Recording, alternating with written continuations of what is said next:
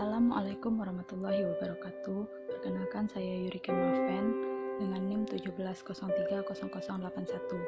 Saya akan menjelaskan tentang sejarah matematika pada zaman Mesopotamia.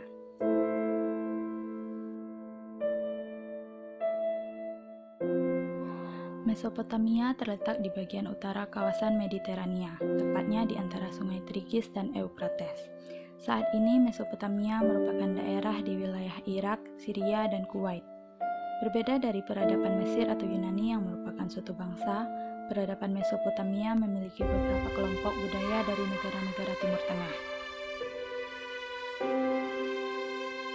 Peradaban Mesopotamia berlangsung sekitar 12.000 tahun. Karena itulah mereka mempunyai banyak budaya manusia, seperti budaya bertani, menangkap ikan, dan beternak. Wilayah mereka memiliki tanah yang subur, iklim stabil, dan banyak sumber air sehingga sangat cocok untuk bertani. Sekitar 6.000 tahun lalu, budaya bertani pun menyebar ke kota-kota sekitar seperti Babilonia dan Akkad. Pada tahun 4000 sampai 3100 sebelum Masehi, peradaban Mesopotamia pun bersatu menjadi kerajaan Akkad, kemudian terbagi dua menjadi kerajaan Syria dan Babilonia. Peradaban ini pun akhirnya meninggalkan beberapa peninggalan sejarah seperti bangunan istana dan menara kuil. Selain peradaban manusia dan bangunan, peradaban Mesopotamia juga mengembangkan pengetahuan matematika. Salah satunya basis 60. Basis 60 ini menjadi asal-usul dari 60 detik dalam 1 menit, 60 menit dalam 1 jam, dan sudut lingkaran 360 derajat.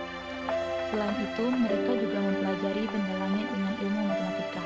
Mereka membagi satu tahun bumi menjadi 12 periode. Pembagian ini berdasarkan pada rasi bintang. Salah satu ahli astronominya juga membagi satu minggu menjadi 7 hari. Matematika Babilonia.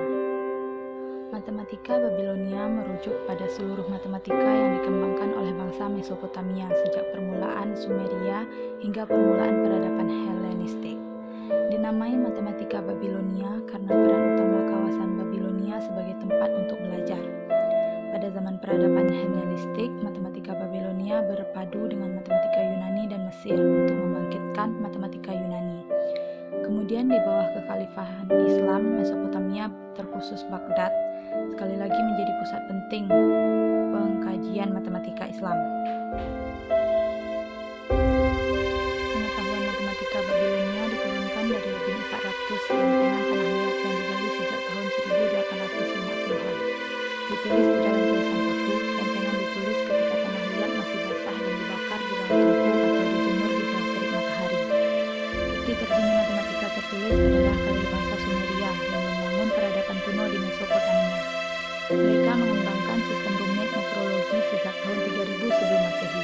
Dari kira-kira 2500 sebelum Masehi ke muka, bangsa Sumeria menuliskan tabel perkalian pada lempengan tanah liat dan berurusan dengan latihan-latihan geometri dan soal-soal pembagian. Jejak terkini sistem bilangan Babilonia juga merujuk pada periode ini.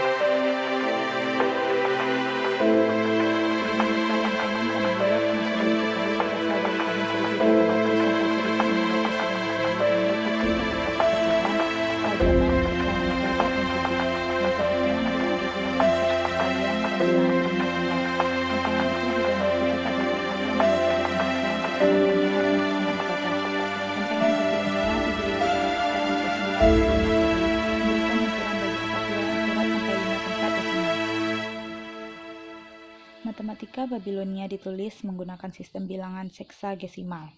Dari sinilah diturunkannya penggunaan bilangan 60 detik untuk semenit, 60 menit untuk 1 jam, dan 360 derajat untuk satu putaran lingkaran.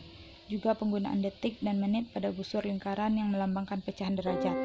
Kemajuan orang Babilonia dalam matematika didukung oleh fakta bahwa 60 memiliki banyak pembagi.